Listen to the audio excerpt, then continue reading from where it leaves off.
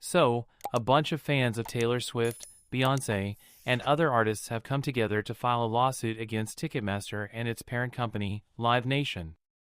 They're accusing these companies of price gouging, claiming that they've teamed up with venues to hike up ticket prices.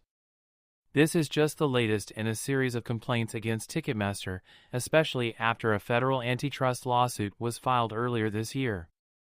Kinder Law kicked off a lawsuit on Friday in the Superior Court of California, Los Angeles County, claiming that Ticketmaster and Live Nation breached their contract and engaged in fraud, negligence, negligent misrepresentation, and antitrust violations.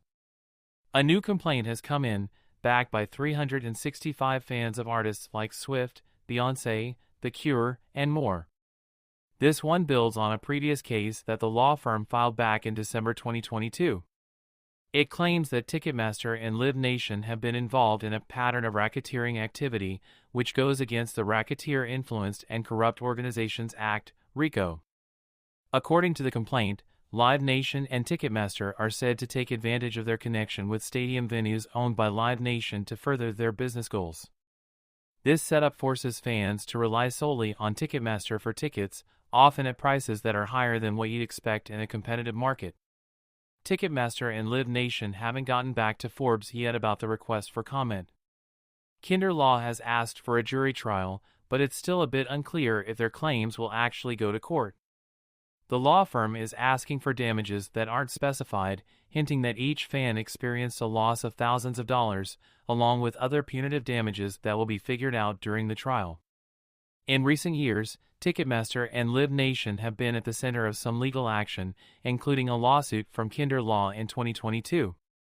That complaint is pretty much like their latest filing and claims both companies are facing a bunch of charges and antitrust violations after Swift's Eras Tour, where millions of fans couldn't get their hands on tickets, according to the firm. Back in 2022, Ticketmaster had to call off the general sale for the tour because their website crashed during the pre-sale. Live Nation President Joe Berchtold said the whole mess was due to scalpers and a cyber attack. The Justice Department, along with 29 attorneys general, took legal action against Live Nation and Ticketmaster back in May. They're claiming that these companies have a monopoly, which has led to fans shelling out more in ticket fees. Live Nation took a jab at the DOJ's lawsuit, calling it absurd to suggest that either company has a monopoly. The lawsuit is still in progress, and there are demands for Ticketmaster and Live Nation, which joined forces back in 2010, to be separated. When Taylor Swift isn't cheering on her boyfriend, Travis Kelce, at a Chiefs game, you can bet she's out there on the road doing her thing. Swift took the stage for Night 2 of her Eras Tour in Toronto on Friday, November 15th, and during the performance, she shared an emotional forward message with the audience. It all went down right in the middle of her performance of Champagne Problems from the Evermore album.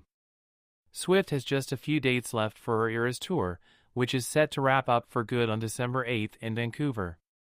At her Eras Tour shows, it's become a thing for the crowd to give Swift a long-standing ovation.